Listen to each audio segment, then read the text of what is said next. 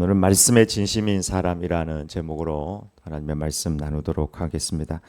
우리 지역에 대저대교가 앞으로 들어올 계획으로 있는 것으로 알고 있습니다. 식만에서 사상까지 연결되는데요. 우리 대저 여기를 지나기 때문에 대저대교라 이렇게 명명하는 것으로 알고 있습니다. 최초에 대저대교를 하겠다고 한 계획으로 상에 의하면은 사실은 올해 말에 완공되는 것으로 이렇게 되어 있었지만 여러 가지 이제 이유 때문에 목표는 내년 3월에 착공하는 것으로 이제 목표가 잡혀 있는 것으로 제가 찾아보니까 나왔습니다. 3,956억 400억 공사죠. 44억 모자라는 400억 4천억 공사를 진행하고 있는데 돈이 없어가지고 저 공사가 빠르게 진행되지 못한 것도 아니고 또 뭐 보상 문제 걸려 있는 것도 아니고 어떤 한 문제가 있었는데 여러 가지 문제 중에 하나는 바로 환경 단체들의 환경 영향 평가입니다. 저기 근처에 고니가 오고 철새들이 온다는 것이죠. 그래서 철새들한테 안식처를 빼앗을 수 있다 하는 그런 염려가 있었기 때문입니다. 환경에 여러분 진심인 사람들이 있습니다. 그래서 어디에 도로를 내면 맹꽁이들의 서식지가 없어진다. 어디에 도로를 내면 뭘 하면 새들의 서식지가 없어진다 하는 이런 이유로 항상 이런 공사들이 미뤄지기도 합니다. 가덕도 그 신공항 같은 경우에는 예비 타당성 조사가 그냥 면제가 되고 환경 평가도 아마 환경 평가하면은 거기 아마 들어오기 어려울 걸요. 이런 부분들이 아마 다 많이 생략됐기 때문에 들어올 수 있게 되었을 것입니다. 대만의 사업가였던 응창기 씨라고 이분은 바둑의 진심인 사람이었습니다. 97년에 죽었는데요. 이분이 돌아가시기 전에 88년도가 그때 1,000만 달러를 기증을 했어요. 88년도에 1,000만 달러는 엄청나게 큰 돈이죠. 지금 제 생각에 한 서너백 곱하기 그 이상의 가치가 될 수도 있을 것입니다. 바둑 발전을 위해서 내놓은 것이죠. 아니 바둑 그까지 앉아가지고 바둑 두는데 뭐 대단하다고 1,000만 달러를 내놓겠어요. 근데 바둑의 진심이었습니다. 그래서 저 사람이 내 돈 그거를 잘 운영해가지고 지금도 4년에 한 번 응창기 응십에 바둑의 올림픽이라고 그러거든요. 바둑의 올림픽을 이제 진행되고 있습니다. 어떤 사람은 운동에 진심인 사람, 또 축구에 진심인 사람, 여행 가서도 꼭 운동하고 밤 10시가 넘어가지고 퇴근을 해도 그 10시 넘어가지고 밖에 나가가지고 운동하고 1시, 2시에 들어오는 사람도 있습니다. 오늘 본문에 또 다른 것에 진심인 사람을 만나게 됩니다. 그분은 바로 요시야입니다. 요시야는 무엇에 진심이었을까? 첫 번째, 말씀에 진심이었던 요시야를 만나게 됩니다. 24절, 25절 읽어보겠습니다. 요시야가 또 유다 땅과 예루살렘에 보이는 신접한 자와 점쟁이와 드라빔과 우상과 모든 가증한 것을 다 제거하였으니 이는 대제사장 hil기야가 여호와의 성전에서 발견한 책에 기록된 율법의 말씀을 이루려 함이라. 요시야와 같이 마음을 다하며 뜻을 다하며 힘을 다하여 모세의 율법을 따라 여호와께로 돌이킨 왕은 요시야 전에도 없었고 후에도 그와 같은 자가 없었더라. 아멘. 요시야의 그 마지막 인생을 정리하면서 그는 어떤 사람이었는가 그에 대해서 평가할 때 그는 개혁자였다, 옷을 찢은 사람이었다, 혹은 성군이었다 이렇게 말할 수 있겠지만 오늘 성경은 그가 말씀을 따르고 말씀을 이루려고 했던 말씀의 진심이었던 사람이라고 기록하고 있습니다. 여호와께로 이렇게 돌이킨 왕은 요시야 전에도 없었고 후에도 그와 같은 자가 없었더라. 말씀에 대하여 마음과 뜻과 힘을 다하여 순종하고 이루려 하고 돌이킨 왕, 전무후무한 왕이라고 그렇게 기록하고 있습니다. 요시야는 말씀의 진심이었습니다. 저희 교회에도 말씀에 진심인 분들이 있습니다. 열심히 통독합니다. 우리 고영희 권사님이나 오늘도 그대로 나와 있죠. 정영자 권사님 통독 열심히 하고 그분들을 비롯해서 여러분들이 말씀의 진심을 보이면서 통독하고 있습니다. 우리 성명숙 권사님도 성경 필사 누가 시키지도 않았는데 성경 필사를 하면서 3년 꼬박 텔레비 안 보고 성경 필사를 하셨다고 그러더라고요. 지금도 또 우리 성도님 한 분은 필사하시는 분이 계세요. 누가 하라고 해서 하는 게 아니고 기도하는 마음으로 하나님의 말씀을 또박또박 이렇게 적는 것이죠. 또 어떤 분은 섬김에 진심인 분들이 있습니다. 뒤에서 이름 없이 빚도 없이 내 이름을 밝히면 안 됩니다. 이름 없이 빚도 없이 섬기고 아무도 없는 성전에 찾아와서 홀로 청소하고 섬기는 그런 섬기는 분들이 있습니다. 또 찬양에 진심인 분들이 있습니다. 매일 찬양을 듣고 준비하고 갈고 닦아 하나님을 찬양합니다. 무엇이든지 우리가 진심을 담아 하나님 앞에 드리면 하나님께서 그것을 받으십니다. 향유 옥합은 돈이 아니죠. 그것은 하나님 앞에 드리는 진심이었습니다. 어떻게 합니까? 아나니아 삽비라가 드린 돈은 향유꽃보다 훨씬 많았을 텐데 하나님께서 안 받으신 거. 그건 진심이 안 담겼고 거짓이 담겼기 때문입니다. 우리 속담에 지성이면 감천이다 하는 이런 속담이 있습니다. 진심을 담아 하나님 앞에 드리면 하나님께서도 감동하셔서 역사하신다는 그런 의미일 것입니다. 솔로몬은 예배의 진심이었습니다. 하나님 앞에 예배하는데 번제를 소 1000마리를 드리는 거예요. 1000번제. 한 마리에 500이라고 치면은 50억 되는 큰 액수. 이게 돈이 아니죠. 하나님은 진심을 받으시는 거죠. 여호와의 눈은 온 땅을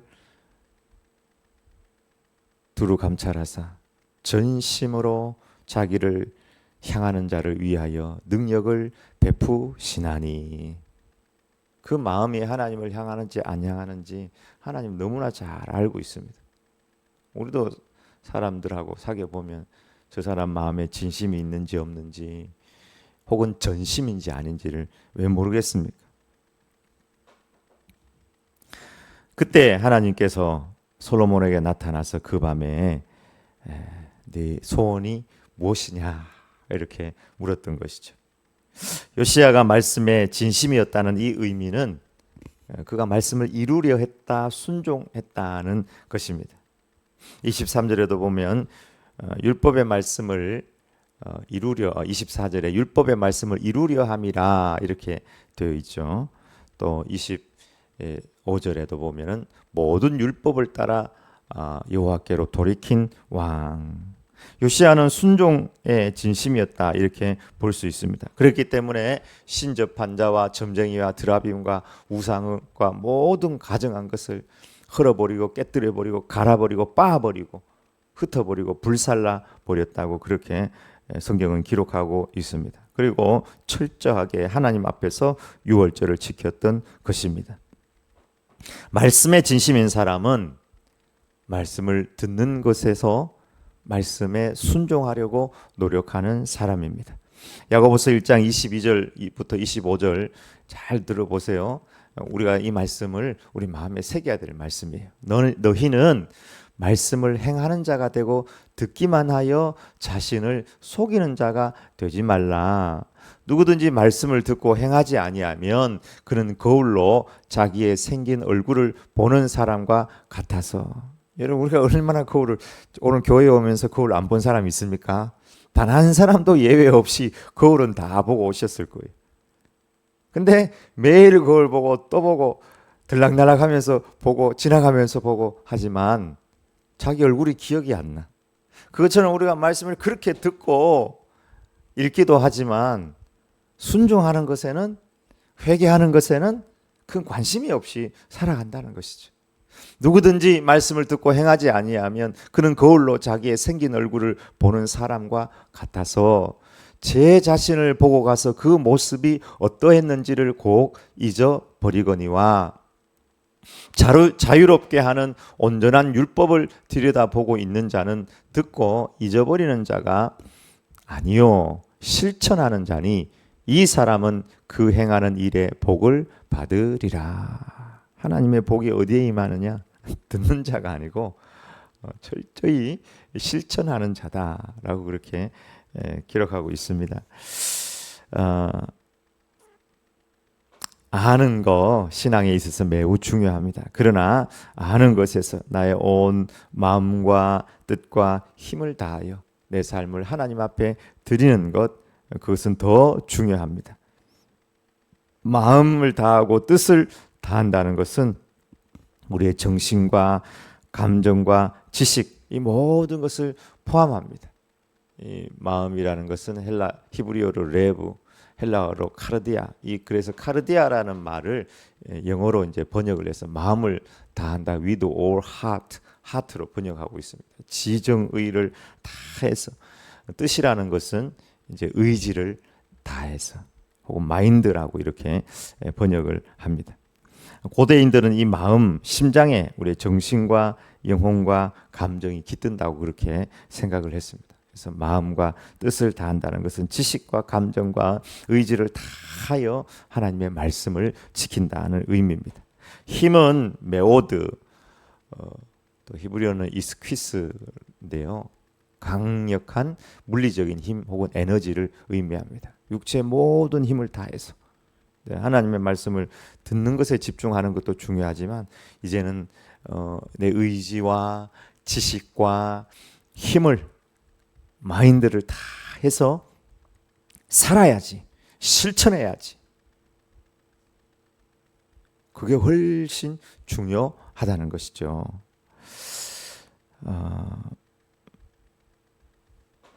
여러분 마라톤 선수들이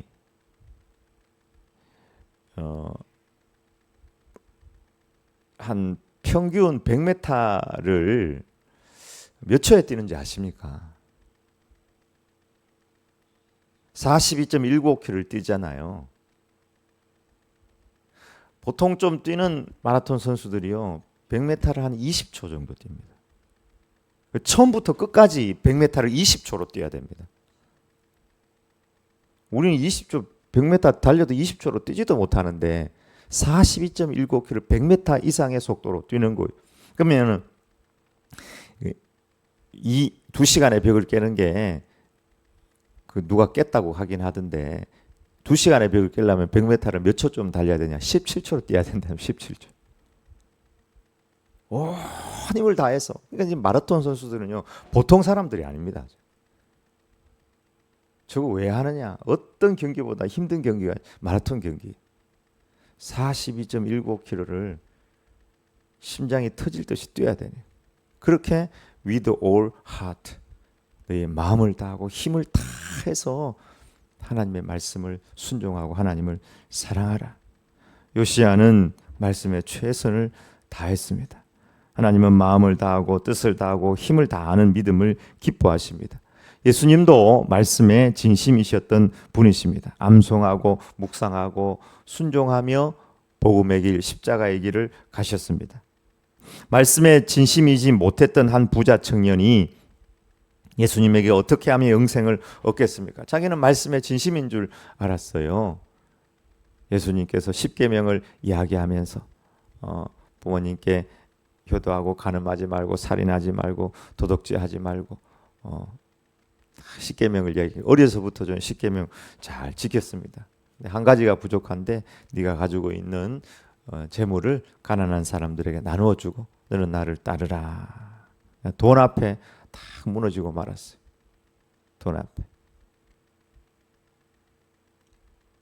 예수님께서 말씀에 진심이었던 것을 우리가 확인할 수 있는 것은 예수님 40일 금식하셨을 때 얼마나 힘들겠어요. 그 광야에서.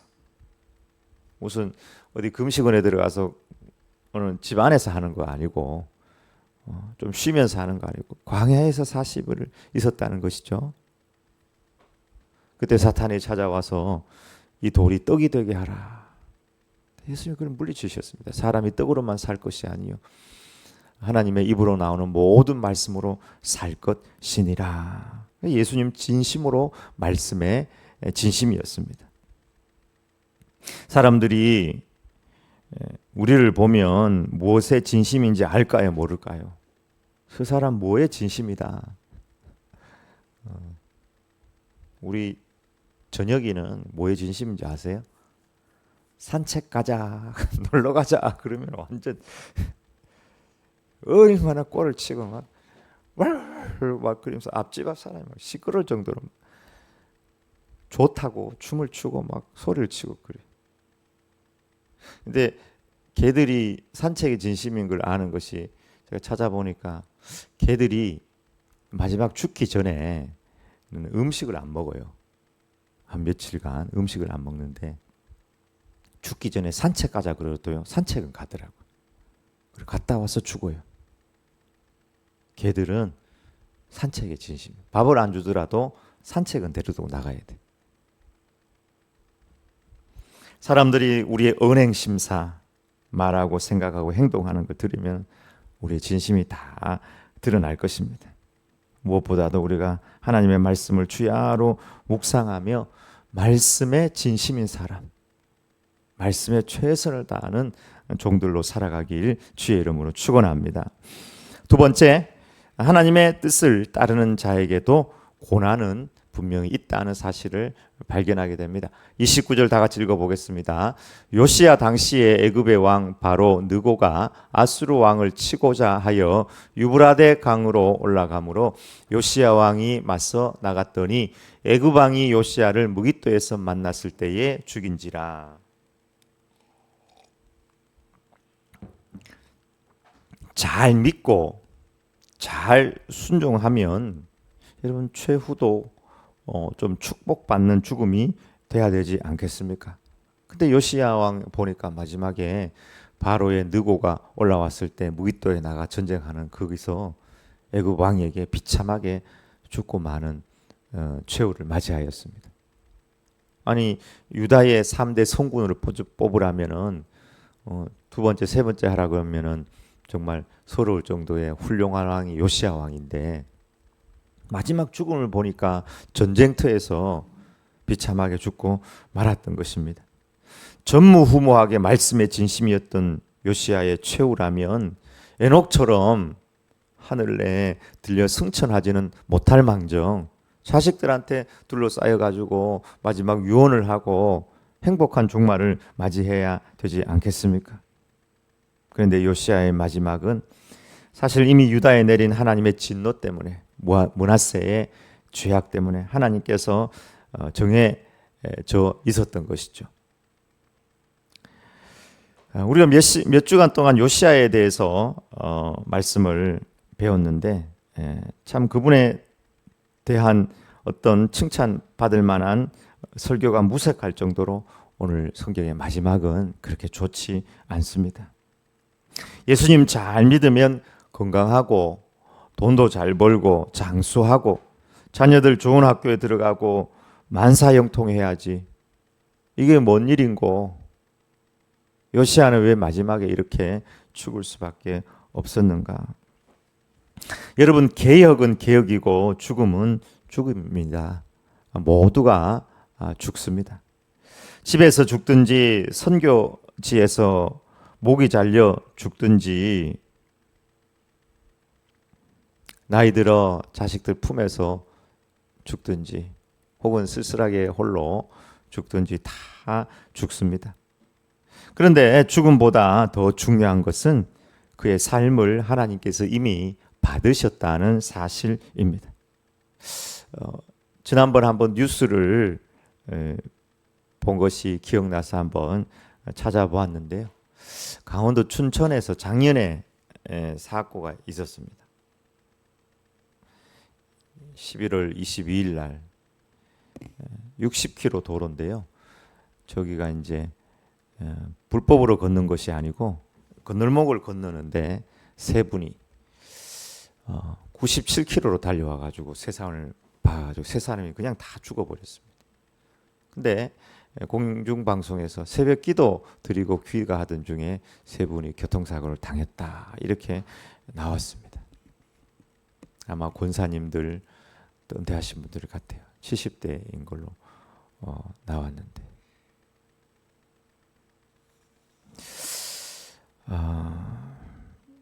그 집안의 사람들, 특히 그 방송을 듣는 사람들 중에 예수 믿지 않는 분들이라면 뭐라고 했을까요? 봐라, 하나님 어딨냐? 하나님 살아계시면 새벽 예배 드리고 오는데 교통사고로 당해 저렇게 세 사람이나, 그것도 뭐 불법으로 걷는 것도 아니고 건널목 다 이렇게 건너는데, 신호 따라서 건너는데 그렇게 죽을 수가 있냐? 평생 예배드리고 또 새벽기도 드렸는데 교통사고로 비참하게 죽느냐? 하나님은 없다. 여러분 분명히 말합니다. 믿는 사람도 어려움에 처할 수 있습니다. 믿음은 잘 먹고 잘 사는 것이 아닙니다. 믿음은 우리의 반응이고 해석하는 능력입니다. 믿음은 우리의 반응입니다. 해석하는 능력입니다. 여러분 전쟁터에서 죽었다고 해서 그 죽음이 헛된 죽음일까요? 오히려 하나님께서 의인의 죽음을 귀하게 보신다고 하셨습니다. 춘천의 그 믿음의 예배자들, 하나님께서 그 죽음을 분명 귀하게 보실 것입니다. 므낫세가 나라를 망쳤는데도 그 나라 망친 그 구조, 그 시스템 속에서 최선을 다해 드린 그 삶을 하나님께서 이미 받으신 거예요.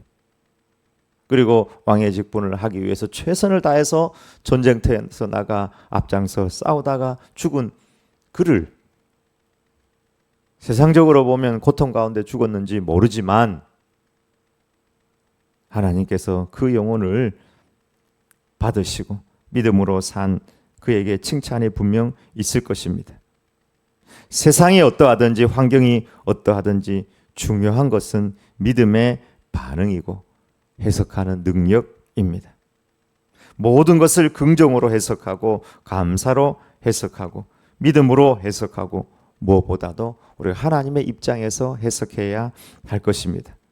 세상의 입장에서 보면 바울은 좋은 학력을 가진 사람이었습니다. 그러나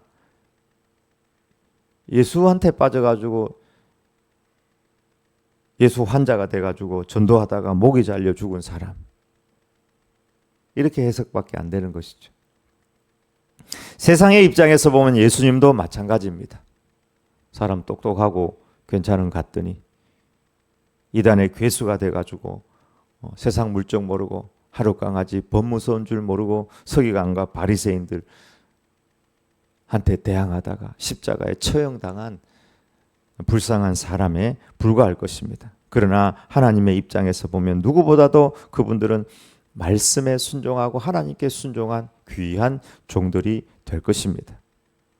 한 집사님이 교회에서 칭찬받고 지역에서도 오랜 봉사와 선행으로 존경을 받았습니다. 그러나 불행하게도 그 여인은, 그 집사님은 큰 병에 걸려서 고통하게 되었습니다. 고통은 힘든 것입니다. 고통이 올 때는 그 집사님도 견디기 힘들고 주변에서 보는 사람들도, 가족들도 힘들었습니다. 그냥 하나님께 신실하게 기도하였고 자신의 상황을 이해하려고 노력했지만 끝내 그 병을 이기지는 못하고 죽고 말았습니다. 사람들은 다 죽는 것이기 때문에 죽음을 받아들였지만 그것이 가족들이나 그 주변에 있는 사람들에게